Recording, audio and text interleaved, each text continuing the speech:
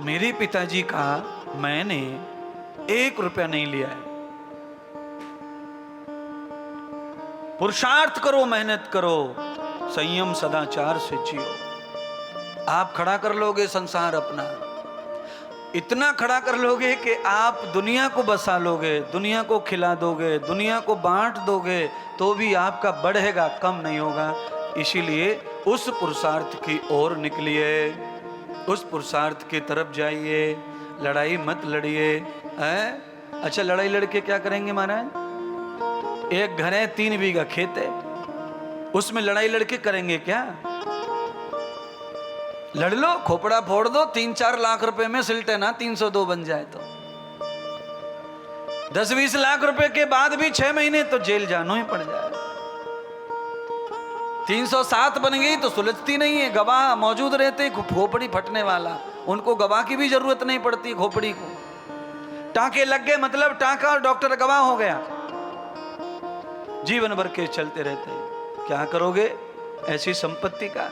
तो राजस्थान के लोग कहते हैं, ऐसा सोना किस काम का जो कान को सड़ावे। इसीलिए एक दिन भूखा रहना पसंद करो, पर रोटी के लिए लड़नी अच्छी बात नहीं है। आपने कभी कुत्तों को भी लड़ते देखा होगा, भोजन के पीछे, खाने के पीछे। हाँ, खाने के पीछे कुत्ते लड़ते हैं ना, तो किसी के मुंह में रोटी नहीं पड़ती, रोटी मिट्टी में मिल जाती है और सबके मुंह फट जाते हैं, खून बहने लगता है सब कुत्तों के। अगर वो कुत्ते उसे संतोषपूर्वक खाते तो आज 2 कुत्तों को शांति से पेट भर जाता, 2 व्रत कर लेते, उन्हें कल प्राप्त हो जाता। पर सबर नहीं है ना, इसीलिए तो कुत्ता है। तो जिसमें सबर की कमी, संतोष की कमी है, जिसमें विश्वास और श्रद्धा की कमी है, वो उसी जाति का है, उससे और दूसरी जाति उसे कोई कही जा सकती नहीं है। आपको क्या लगता है, मनुष्य के कपड़े में, मनुष्य के शरीर में कोई मनुष्य ही है? ऐसा नहीं है। रावण क्या था साधु के भेष में? रावण क्या था साधु के भेष में? आपको क्या लगता है जाति के हिसाब से सब महान होते हैं? रावण क्या था जाति के हिसाब से? बस समझ लो,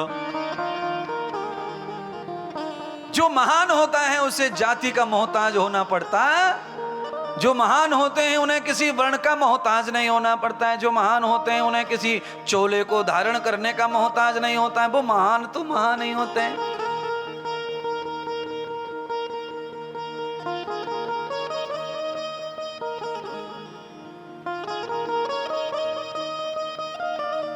राजस्थान में कर्मा भक्त की कथा चलती है। भक्त होने के लिए, भगवान का बनने के लिए किसी जाति वर्ण व्यवस्था की जरूरत नहीं है। अच्छा बोलो, सबरी कौन सी जाति की थी?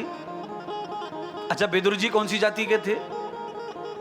आप समझ गए, भगवान का बनने के लिए किसी भी वर्ण में या जाति में पैदा होने की जरूरत, जहां भगवान हमें भेज दे कर्म अनुसार, हमें वहीं से अपने आप को खड़ा कर सकते हैं, वहीं से बड़ा कर सकते हैं, वहीं से महान बना सकते हैं। भारत को छोड़ दो, पूरी दुनिया में कहीं नहीं चलती है जाति। भारत को छोड़ के पूरी दुनिया में कहीं नहीं चलती है वर्ण व्यवस्था। इसलिए दुनिया आगे बढ़ी चली जा रही है। और जाति पाति वर्ण में जो बट गए, वो आपस में ही लड़ लड़ के खत्म होते रहेंगे, कभी आगे नहीं जा पाएंगे। इसीलिए कर्म की व्यवस्था को चुनिए, जाति व्यवस्था को मत चुनिए।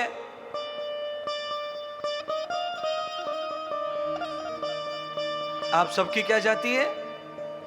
मानव जाति। बोलिए, मानव जाति। जब एक ही जाति है तो फिर काहे को अलग अलग जातियों में बट करके अपने कुनवा को छोटा कर रहे हो? सब फायदा उठाते हैं। अंग्रेज आए तो उन्होंने फायदा उठाया जातियों का। मुगल आए, मुगल सिकंदर आया, गौरी गजनी आए, उन्होंने जातियों का ही फायदा उठाया। आपस में लड़वा लड़वा के, आपस में खरीद खरीद के टुकड़ियों में शासन कर गए और हमें बर्बाद कर गए। इसलिए बंधु, मेरी भावना समझो, मैं आपको क्या बताना चाह रहा हूं। मैं ये बताना चाह रहा हूं कि जाति और वर्ण की झगड़े छोड़ करके आप मानवता के प्रचार में लगो, संसार में संस्कार के प्रचार में लगो, भगवान राम और कृष्ण के प्रचार में लगो। तब देखो विकास कैसा होता है, उन्नति कैसी होती है। लेकिन परंतु अगर मगर सब खत्म हो जाएगा तो केवल एक ही राह बचेगी, वो क्या है? बढ़े चलो, बढ़े चलो, बढ़े चलो, बढ़े चलो। अगर मगर लेकिन परंतु में पड़े रहेंगे तो कभी बढ़ नहीं पाओगे, हमेशा कम पड़ेगा जीवन। सबको गले से लगाते चलो, सबको संभालते चलो। मेरा नहीं है ये भजन, आपने सुना है, दूसरों का है। उस पंक्ति को एक पंक्ति गा लूं फिर कथा सुनाता हूं। राह में आए जो दीन दुखी,